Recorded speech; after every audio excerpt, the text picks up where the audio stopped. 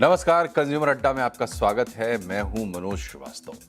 मार्च का महीना है और ऑफिस के गलियारों में अप्रेजल की चर्चाएं शुरू हो चुकी हैं।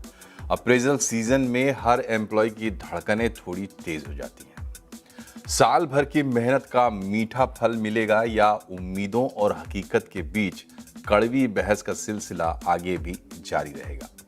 मार्केट सेंटिमेंट क्या है, क्या कहते हैं इस साल इंक्रीमेंट को लेकर जो सर्वे हुए हैं वो, और अप्रेजल से पहले मैनेजर से बात होगी तो आप अपनी वैल्यू को सही ढंग से कैसे पिच करेंगे। एआई के दौर में वो कौन से स्किल्स हैं जो आपके अप्रेजल को बुलेट प्रूफ बना सकते हैं। बॉस आपकी सैलरी बढ़ाने का फैसला आखिर किन पैमानों के आधार पर करता है। क्या यह सिर्फ आपके नंबर्स का खेल है या इसके पीछे कॉर्पोरेट जगत की वो साइकोलॉजी और कंज्यूमर बिहेवियर काम करता है जिसे हम और आप अक्सर नजरअंदाज कर देते हैं। तो कुर्सी की पेटी बांध लीजिए, क्योंकि आज का ये शो आपकी जेब और आपके करियर दोनों से सीधा ताल्लुक रखता है। चलिए सबसे पहले बात करते हैं मार्केट एंड इकोनॉमी के सेंटिमेंट की कि वहां से क्या संदेश मिल रहा है। आज ही नहीं, पिछले कुछ सालों से दुनिया भर की इकोनॉमी और कंपनियां जियोपॉलिटिकल अस्थिरता से पीड़ित है। रूस यूक्रेन युद्ध और पश्चिम एशिया में तनाव ने वैश्विक सप्लाई चेन को अस्त व्यस्त कर रखा है। ऐसे में कंपनियां जोखिम से बचना चाहती हैं और इसके लिए डिफेंसिव मोड में आ गई है। ऑपरेटिंग एक्सपेंसेस कम करने पर जोर है। दूसरी तरफ एआई है जो अब भविष्य की बात नहीं है, ऑफिसों की हकीकत बन चुका है। तो रूटीन के काम और रिपीट होने वाले काम की वैल्यू कम हो रही है, जबकि डेटा एनालिसिस और क्रिएटिव प्रॉब्लम सॉल्विंग जैसे स्किल्स की मांग बढ़ रही है। महंगाई को नियंत्रित करने के लिए दुनिया भर के सेंट्रल बैंक ब्याज दरों को ऊंची रख रहे हैं। कंपनियों के लिए कर्ज लेना और उससे विस्तार करना अब महंगा सौदा साबित हो रहा है। स्टार्टअप्स की फंडिंग में भी कटौती देखने को मिल रही है। लेकिन इस बीच दुनिया अब केवल चीन पर निर्भर नहीं रहना चाहती सप्लाई चेन के हिसाब से। इससे भारत जैसे देशों में मैन्युफैक्चरिंग हब तैयार किए जा रहे हैं। भारत में इलेक्ट्रॉनिक्स और डिफेंस, रिन्यूएबल एनर्जी ऐसे क्षेत्रों में भारी निवेश देखने को मिल रहा है। इस सब का नतीजा यह है कि कंपनियां द ग्रेट रीबैलेंसिंग के दौर से गुजर रही हैं। आज के दौर में सैलरी इंक्रीमेंट में इसका असर भी दिखने वाला है। एवरेज परफॉर्मेंस वालों को इंक्रीमेंट कम मिलेगा और हाई इंपैक्ट स्किल्स जैसे कि एआई, साइबर सिक्योरिटी, सस्टेनेबिलिटी वाले टॉप 5% टैलेंट को ज्यादा इंक्रीज मिल सकता है। अब केवल सीनियर होने से प्रमोशन नहीं मिलेगा। कंपनियां अब ये देख रही हैं कि आपके रोल से कंपनी का रेवेन्यू कितना बढ़ सकता है या खर्च कितना कम हो सकता है। साथ ही अब वर्क फ्रॉम होम या हाइब्रिड की जगह ऑफिस बुलाकर काम कराने की तरफ रुझान फिर से बढ़ता हुआ दिख रहा है। तो चलिए अब जानते हैं उस बात पर जिससे हमारा इंक्रीमेंट और प्रमोशन तय होता है, मतलब कंपनियां और मैनेजर्स की साइकोलॉजी पर। कंपनी सिर्फ आपके परफॉर्मेंस को नहीं देखती है, कंपनी अपने बजट की सीमाएं, बाउंड्रीज भी देखती है। उस सीमा के भीतर ही पोस्ट क्रिएट करती है, जरूरतें दिखाई देती है ताकि पुराने लोगों को प्रमोशन दी जा सके। टीम का बैलेंस बना रहे, इसके लिए नई ज्वाइनिंग कराई जा सकती है या पुराने लोगों को प्रमोशन दिया जा सकता है। आज के दौर में टेक्नोलॉजी और इकोनॉमी से तालमेल बहुत जरूरी हो गया है। इसे देखते हुए कंपनी निर्णय करती है कि किसी खास एम्प्लॉय की क्या अहमियत है। मतलब प्रमोशन का निर्णय सिर्फ आपकी व्यक्तिगत योग्यता, पर्सनल कैपेबिलिटी पर नहीं, ऑर्गेनाइजेशन की जरूरत पर भी निर्भर करेगा। ह्यूमन डिसीजन में पक्षपात की संभावना रहती है, लेकिन कंपनी की राजनीति का मतलब सिर्फ ये नहीं है कि आपके अपने मैनेजर से रिश्ते कैसे हैं, बल्कि कंपनी में राजनीति का मतलब ये भी है कि हायर लेवल पर क्या चल रहा है, क्या दिक्कतें हैं और क्या समय, इस वक्त कैसा समय चल रहा है।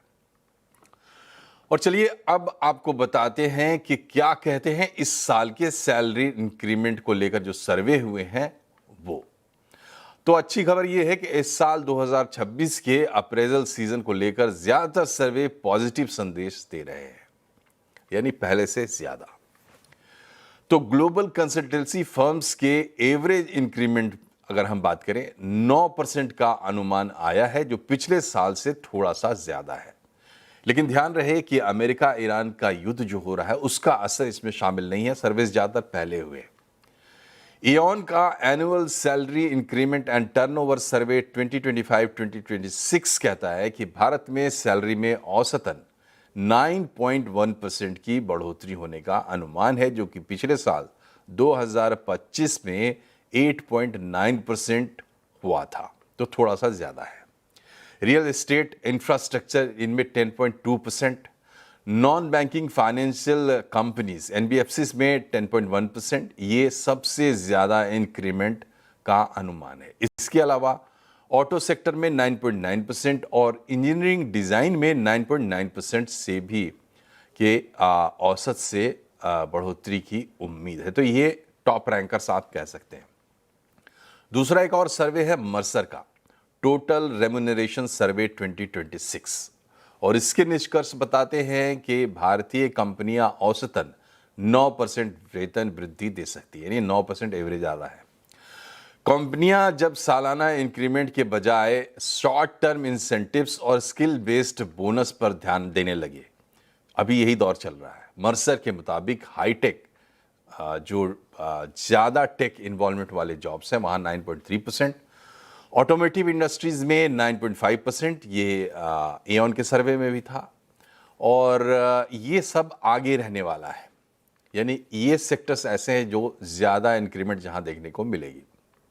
अब अलग अलग कंसल्टेंसीज ये भी कहती हैं कि कंपनियों का ध्यान अब परफॉर्मेंस लिंक्ड पे पर ज़्यादा है, मतलब बहुत जोड़ घटाव हो रहा है। आंख मूंद के लोगों को रखना या प्रमोट करना वो दौर निकल गया, कंपनियों को थोड़ा टाइट रोप वॉक करना है, इसलिए इस तरह की रणनीति अपनाई जा रही है। टेक और आईटी सर्विसेज में वृद्धि थोड़ी स्थिर हो जाएगी या धीमी हो जाएगी, 6.5% 7% के आसपास, जबकि ऑन एन एवरेज 9% की इंक्रीमेंट बता रहे हैं। जबकि मैन्युफैक्चरिंग और रिटेल में अच्छी तेजी देखने को मिल सकती है, कंज्यूमर सेंटिमेंट्स के हिसाब से ये कहा जा रहा है।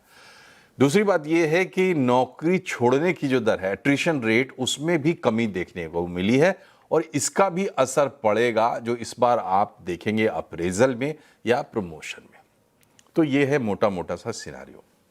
अब इस सिनेरियो को और खोलकर समझेंगे और एक्सपर्ट से जानेंगे कि क्या ये बातें सही है और क्या रहेगी इस बार दिशा।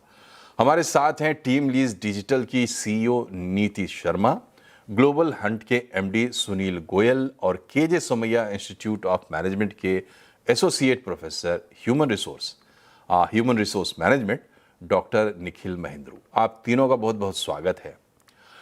तो सबसे पहले नीति जी, आपसे हम समझना चाहेंगे, आप लोग भी अपने हिसाब से सर्वे करते हैं, इस बार जो डोमिनेंट फैक्टर्स हैं जिससे कि कंपनियां प्रभावित हो रही हैं अपने बिजनेस के लिहाज से, वही तो फिर आएगा हमारे इंक्रीमेंट में भी। तो क्या कैसा सेंटिमेंट्स है, क्या बड़े फैक्टर्स हैं? देखिए मनोज जी, की पॉइंट्स अब देखिए कि एक तो जो एआई से डिसरप्शन हो रहा है, तो उसके चक्कर में क्या जॉब्स जा रहे हैं, क्या जॉब नए जॉब्स बन रहे हैं, या वो जो एग्जिस्टिंग जॉब्स हैं उसमें हम प्रोडक्टिविटी और एफिशिएंसी कहाँ से लेकर आ रहे हैं।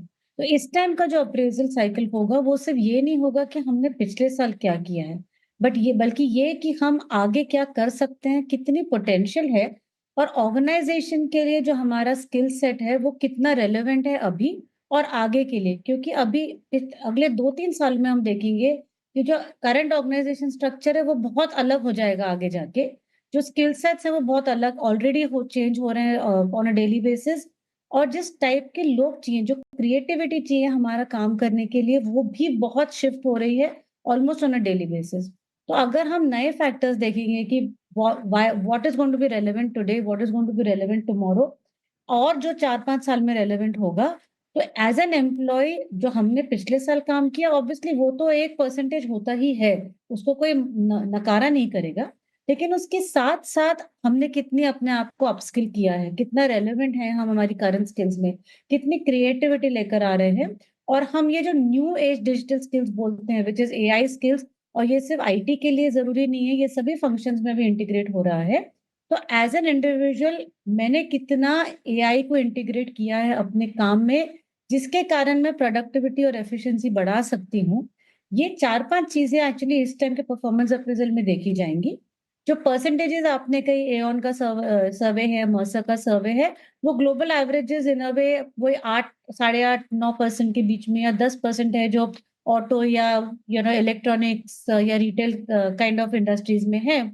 लेकिन कहाँ पे ज़्यादा इंक्रीमेंट होगा देखना चाहिए कि अगर मेरे स्किल्स रेलेवेंट हैं कल के लिए या परसों के लिए, जो हाई डिमांड केसेस हैं, जैसे अगर हम डेटा बोले सिक्योरिटी है, गवर्नेंस है, क्लाउड है, एआई इंजीनियरिंग है, या जो स्किल सेट्स हैं, जो क्रिएटिव स्किल सेट्स हैं, जो एआई अभी नहीं कर पा रहा है, वो स्किल्स ऑब्वियसली बहुत ज़्यादा रेलेवेंट होने वाले हैं, रिलेशनशिप स्किल सेट्स बहुत रेलेवेंट होने वाले हैं।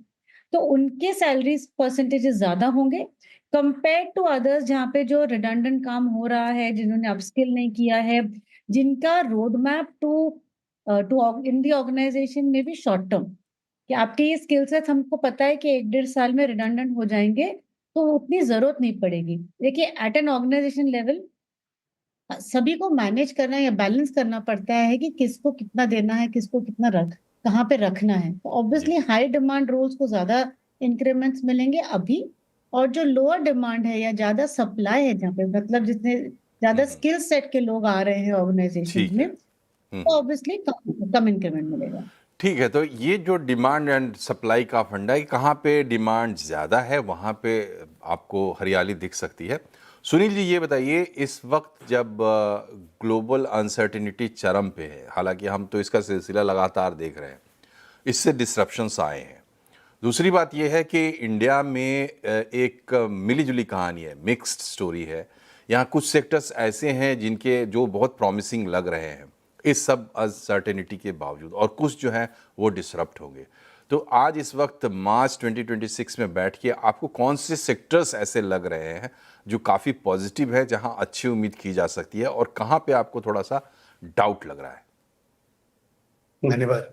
आई थिंक बहुत ही अच्छा सवाल पूछा आपने मेरे से। मैं एक चीज ये बता दूं कि हम एज ए कंट्री आज बहुत ही एक ट्रांसफॉर्मेशन से गुजर रहे हैं। हमारा एक 2 दशक का लगभग समय गया, 2000 से लेके 2020 तक, जब हमारी पूरी की पूरी इंडस्ट्री फोकस थी सर्विसेज पे, जहाँ हमारे यहाँ IT, e commerce, banking, GCC, ये सारे बहुत ज्यादा हाई लेवल पे ग्रो किए। उसके बाद शायद मुझे लग रहा है कि पॉलिसी के पर्सपेक्टिव से, और हमने जब वर्ल्ड के सारे डेवलप्ड इकोनॉमी को जब स्टडी किया, तो हमें ये भी लगने लग गया कि बिना मैन्युफैक्चरिंग के बहुत ज़्यादा एम्प्लॉयमेंट एंड जो लोकल कंजप्शन होता है उसको इंगेज करने के लिए मैन्युफैक्चरिंग पे फोकस करना बहुत ज़रूरी है। और वर्ल्ड के लिए भी हम एक ऑल्टरनेट सप्लाई चेन बनने की लाइक उम्मीद है लोगों के लिए, वर्ल्ड दुनिया के लिए। तो मुझे ये लगता है कि जिस हिसाब से आज के डेट में इंफ्रास्ट्रक्चर फोकस है हमारी कंट्री में, गवर्नमेंट का, पब्लिक प्राइवेट पार्टनरशिप्स का, या इंडिविजुअल लेवल पे जो भी है, यहाँ पे इंफ्रास्ट्रक्चर एक सबसे बड़ा सेक्टर है जहाँ पे सबसे ज्यादा एम्प्लॉयमेंट और सबसे ज्यादा डिमांड बढ़ेगी। और मेरे यहाँ अगर आप पूछेंगे हमारे यहाँ, तो उतने लोग शायद अभी ट्रेंड भी नहीं है इंफ्रास्ट्रक्चर के पर्सपेक्टिव से जो कि हायर हो सके। तो एक वो एक ऐसा सेक्टर है जो अगले कुछ सालों तक कंसिस्टेंट रहेगा। दूसरा जो सबसे बूम आने वाला सेक्टर है उसमें है मैन्युफैक्चरिंग। हमारे ऑलरेडी ऑटोमोबाइल या कुछ ऐसे सेक्टर थे जहां मैन्युफैक्चरिंग थी, बट हर सेक्टर में ऐसा नहीं था। तो मैन्युफैक्चरिंग जो है बहुत बड़ा होता है, जिसमें पावर है, एनर्जी है, प्रोसेस इंडस्ट्री है, लार्ज इक्विपमेंट्स है, स्मॉल इक्विपमेंट्स है, हैवी इक्विपमेंट्स है। हर तरह के जो एक मैन्युफैक्चरिंग का एक प्रोसेस होता है, स्मॉल टू स्मॉल एंसिलरीज से लेके पूरे ओईएम इक्विपमेंट तक, वो सारा मैन्युफैक्चर होता था। अभी हम मैन्युफैक्चरिंग का भी फोकस हमारा पार्सली एक्सपोर्ट पे था और पार्सली कुछ लोकल मार्केट के कंजप्शन पे था। मुझे लग रहा है कि वहां पे बहुत ज्यादा फोकस है, और हम देख रहे हैं कि गवर्नमेंट का भी काफी फोकस है और कंपनीज भी काफी आ रही हैं, सेटअप्स हो रहे हैं। बहुत सारे एप्पल के मैन्युफैक्चरिंग सेटअप्स लगे हैं, बाकी लगे माइक्रो इलेक्ट्रॉनिक्स के बहुत सारे सेटअप्स लग रहे हैं। सो एक मैन्युफैक्चरिंग एक सेकंड बहुत बड़ा सेटअप्स होगा। और थर्ड जो है वो सप्लाई चेन हब बनेगा हमारा देश उसके अंदर में। तो मुझे लगता है कि supply chain as a function, ये एक बहुत बड़ा जॉब की डिमांड होगी। और ठीक है। तीसरी चीज मैं बता दूं, देखिए कुछ ना कुछ जॉब, जैसे आपके सवाल में था कि बहुत सारे जॉब एआई से इंपैक्टेड हो रहे हैं और कुछ जॉब है जो एआई से इंपैक्टेड नहीं हो रहे। डेफिनेटली जो जॉब एआई से इंपैक्टेड नहीं हो रहे हैं वहां तो ग्रोथ कंसिस्टेंटली है भी, बट जो जॉब्स एआई से इंपैक्टेड हो रहे हैं वहां भी उसको किल करने का तरीका एआई ही है। यानी जी जिनकी जॉब एआई से इम्पैक्ट हो रही है, अगर वो एआई को सीख लेते हैं तो वहां पे कहीं ना कहीं वो आउटपुट आएगा। तो जी इंडस्ट्री के पर्सपेक्टिव से ये सारे के सारे इसमें टुगेदर ठीक है इकट्ठे आएंगे, क्योंकि जब मैन्युफैक्चरिंग ग्रो करेगा, बैंकिंग ठीक ग्रो करेगा, सप्लाई चेन ग्रो करेगा, हर इंडस्ट्री एक दूसरे से कनेक्टेड है, वहां ठीक ग्रोथ है आने की संभावना है। प्रोफेसर महेंद्रू, आप लोगों को एकेडमी में बैठ के क्या दिख रहा है, किस तरह के चेंजेस दिख रहे हैं? इस ये जो अप्रेजल सीजन होगा इस बार का, उसका इम्पोर्टेंस क्या है? क्योंकि बहुत चर्चा हो रही है, जॉब्स का पूरा लैंडस्केप बदलने वाला है आने वाले 5-10 साल में। तो ये जो अप्रेजल सीजन है, इसको हम लोग एम्प्लॉयज़ जो हैं वो खास करके किस तरीके से देखना चाहिए? इसमें से क्या मैसेज लेना चाहिए? देखिए, शुक्रिया पहले तो मुझे मौका देने के लिए, एंड दोनों ने ही बहुत अच्छे पॉइंट्स रखे। देखिए, मैं एकेडमिक्स की तरफ से भी बात करूंगा और मैं काफी कंसल्टिंग और एचआर एक्सीलेंस असेसमेंट्स भी करता हूं। तो तीन चीजें क्लियरली आ रही है। देखिए, एक बॉस, किसी सीनियर लीडर ने मुझे अभी कहा डिफेंस सेक्टर से, तो मैं वही वर्ड्स यूज कर रहा हूं। उन्होंने कहा, एक टाइम हम कहते थे तुम मुझे खून दो, मैं तुम्हें आजादी दूंगा। आज के डेट में खून देना यानी सिर्फ हार्डवर्क करना, मेहनत करना, 1 साल परफॉर्म करना, उससे आपको सिर्फ सैलरी मिलती है। अनफॉर्चुनेटली प्रमोशन नहीं मिल पाती। तो आज के डेट में जो कंपनीज हैं वो आरओआई फोकस्ड हो गई हैं। तो अब ना डिफरेंशिएटेड पे का जमाना है, जिसको हम टूर्नामेंट थियरी कहते हैं, कि जो ज्यादा रिवॉर्ड्स उनको मिलते हैं जो परफॉर्म करते हैं। तो ऐसे में अब एम्प्लॉयज को क्या सोचना चाहिए? पहली बात, आपको ये सोचना है कि आप प्रमोशन से क्या चाह रहे हैं। क्या आप एक टाइटल चाह रहे हैं? क्या आप अपने फैमिली को बताना चाह रहे हैं? क्या आप इंक्रीमेंट चाह रहे हैं? सपोज आप इंक्रीमेंट चाह रहे हैं, आप पैकेज चाह रहे हैं। मैं जीसीसी में एक सेशन ले रहा था हैदराबाद में 3 हफ्ते पहले, तो वहां एक पर्सन म्यूचुअल फंड इंडस्ट्री से आया और उसको 33% रेज मिला।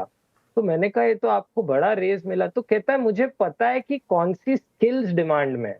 तो आजकल प्रमोशन और इंक्रीमेंट स्किल्स बेस्ड पे काफी हो रहा है। दूसरा जो हम एक शिफ्ट देख रहे हैं आजकल, वो लोगों को एक्सपैंडेड रोल देते हैं। मैं एक कंज्यूमर ड्यूरेबल में कैटेगरी मैनेजर से बात कर रहा था, उसको एक बहुत लार्जर रोल दे दिया, प्रमोशन नहीं दी।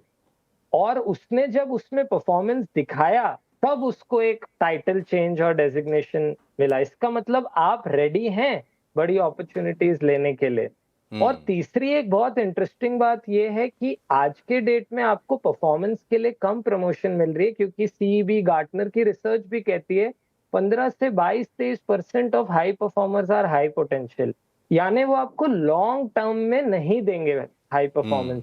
तो इसीलिए कंपनीज, इनफैक्ट आप हैरान होंगे जान के, even public sector companies, oil and gas and सब में अब assessment centres and potential assessments के हिसाब से प्रमोशन दे रहे हैं। तो एम्प्लॉयज ने ये सोचना है कि लॉन्ग टर्म में मेरे को जो स्किल्स चाहिए या जो इंपॉर्टेंट बिजनेस प्रायोरिटीज हैं, क्या मैं उसके लिए तैयार हूं और मैं क्या चाहता हूं एक प्रमोशन। तो जो एक ओपन इकोनॉमी होती है, कैपिटलिस्ट इकोनॉमी होती है, उसके जो चीज़ें होती है वो प्ले आउट कर रही हैं अब इस सेगमेंट में, और उसमें एआई जैसे डिसरप्शंस जो है वो एक बहुत कैटलिस्ट का भी काम कर रहे हैं। तो समझेंगे जो बात प्रोफेसर महेंद्रू कह रहे थे कि अब कंपनियों का नज़रिया अलग है और एम्प्लॉयज़ के लिए समझना बहुत ज़रूरी है कि वो नज़रिया क्या है। उसकी बात करेंगे एक छोटे से ब्रेक के बाद। बने रहिए हमारे साथ।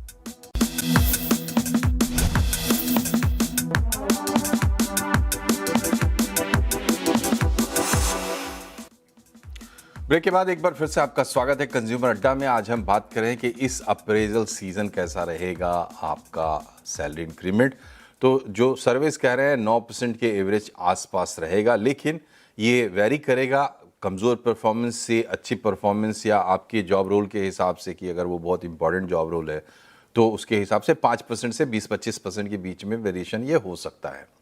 अब हम समझने की कोशिश करते हैं कि इस बार जो है वो क्या हम संदेश पढ़ने की कोशिश करें, जो चूँकि बदलते सिनेरियो में हर जो इंक्रीमेंट होता है या हर जो अप्रेजल होता है वो एक तरीके का संदेश भी होता है। समय कम है, जवाब छोटे रखिएगा। सुनील जी, सबसे पहला सवाल आपसे है कि इस बार बदलते सिनेरियो के हिसाब से जो हमें अप्रेजल मिलेगा तो उसमें मैसेज क्या हमें लेना है? देखिए, दो चीजें हैं। मुझे लगता है कि आपको अप्रेजल तो जरूर लेना चाहिए और रिजनेबल रहना चाहिए, और आप अपने स्किल्स एंड जॉब सिक्योरिटी को भी ध्यान रखें। आप स्टबर्न ना हो या अपने लॉजिकल, क्योंकि अप्रेजल मुझे लगता है कि पूरे साल होता है, सैलरी इंक्रीमेंट शायद एक बार होता है। आप एक दिन में आके अपने सारी स्किल्स को नहीं बता सकते अपने मैनेजर्स को, और मैनेजर्स भी आपको डे नाइट ऑब्जर्व करते हैं डिफरेंट डिफरेंट प्रोजेक्ट पे, प्रोग्राम पे, डे टू डे जॉब्स पे। तो मुझे लगता है कि आपको एक मार्केट सिनेरियो के हिसाब ठीक है। से आपको वो एरिया फोकस करने की जरूरत है जहां आप लर्न कर सके और अर्न भी कर सके। तो ठीक है। डेफिनेटली आपको अप्रेजल लेना है ग्रोथ के साथ। डॉक्टर महेंद्रू, आपसे मेरा सवाल ये है कि अप्रेजल की मीटिंग होती है सुपीरियर के साथ, अपने मैनेजर के साथ, मे बी मैनेजर के साथ भी, लोगों का जैसा भी हायर की हो। ये बताइए कि उसमें क्या अप्रोच होनी चाहिए अभी इस वक्त एम्प्लॉयज की? देखिए, आप क्या ये कह रहे हैं कि अब क्या मैं कर सकता हूँ जिससे मेरी प्रमोशन हो जाए? क्या ये आपका सवाल है? अब अप्रेजल चल रहा है तो? जी, मतलब अप्रेजल से पहले आप अपने मैनेजर्स को क्या मैसेज देना चाहिए आपको? देखिए, अगर आप ये समझते हैं कि कोई भी एम्प्लॉय अगर ये समझ रहा है कि मैं लास्ट मोमेंट पे मैसेजिंग से नहीं, कोई अगले फायदा साल के ले लिए भी तो सकता वो हूँ, मैसेज हो सकता है। मैं वही कह रहा हूँ, तो उससे काम नहीं बनेगा क्योंकि लोग अब कंसिस्टेंसी देख रहे हैं, आपको सॉलिड परफॉर्मर। आपको ये मैसेज देना है, आपको 3 वीज़ दिखाने हैं। आपको एक दिखाना है आपने क्या वैल्यू डेमोन्स्ट्रेट की है। आपको ये दिखाना है विजिबिलिटी टर्म्स में क्या आप इम्पोर्टेंट प्रोजेक्ट्स पे काम कर रहे हैं, और आप में वो क्या विशेषता है जिसकी वजह से कंपनी के फ्यूचर के इम्पोर्टेंट ठीक प्रोजेक्ट्स है। या रोल्स के लिए आप फिट हैं, ताकि आपको या प्रमोशन मिले या पैकेज इंक्रीमेंट मिले या एक अच्छा रोल मिले जिसमें आप जी, जी। अपने जो योग्यता है उसको प्रूव कर सकें। अप्रेजल सिर्फ प्रमोशन या सैलरी इंक्रीमेंट के बारे में नहीं है, बल्कि आपके भविष्य के करियर के बारे में भी है। नीति, आपसे मेरा सवाल ये है कि ये अप्रेजल सीजन रेगुलर एम्प्लॉयज के लिए तो है ही, लेकिन आजकल हम देख रहे हैं गिग बहुत ज़्यादा बढ़ रहा है, या कॉन्ट्रैक्ट के लोग बढ़ रहे हैं। उनके लिए अप्रेजल सीजन का मतलब क्या है? छोटा सा जवाब। देखिए, गिग में तो अप्रेजल ऐसा कुछ खास होता नहीं है क्योंकि वो प्रोजेक्ट टू प्रोजेक्ट होता है। पर जो कॉन्ट्रैक्चुअल एम्प्लॉयज हैं, स्पेशली जो लॉन्ग टर्म कॉन्ट्रैक्ट में होते हैं, उनके लिए appraisal is almost equal to the core employees. तो उसमें फर्क नहीं होता है। हाँ, डिफरेंस खाली ये होगा कि आपका मैनेजर आपके साथ करेगा, लेकिन जो कॉन्ट्रैक्चुअल कंपनी जिसके साथ आप जुड़े हुए हैं, उनका भी एक रोल होता है आपको अप्रेजल की तरफ बढ़ाना। खाली इंडिपेंडेंट मैनेजर का काम नहीं होता है। तो but at the end of the day skills क्या लेकर आता है, whether it's a contract employee और अ कोर एम्प्लॉय, आजकल कंपनीज को वो मैटर नहीं करता है कि आपका कॉन्ट्रैक्चुअल स्टेटस क्या है, बट ये मैटर करता है कि आप क्या स्किल्स लेकर आ रहे हैं, जी, उसके जी। हिसाब से अप्रेजल होता है। चलिए, तो आप तीनों को बहुत बहुत शुक्रिया, thank you very much. Appraisal का इंतज़ार कर रहे सारे एम्प्लॉयज़ को बेस्ट ऑफ लक, और कंपनीज़ को भी बेस्ट विशेस, ताकि वो अगले साल के लिए और अच्छी परफॉर्मेंस निकाल पाए। बहुत बहुत शुक्रिया, नमस्कार।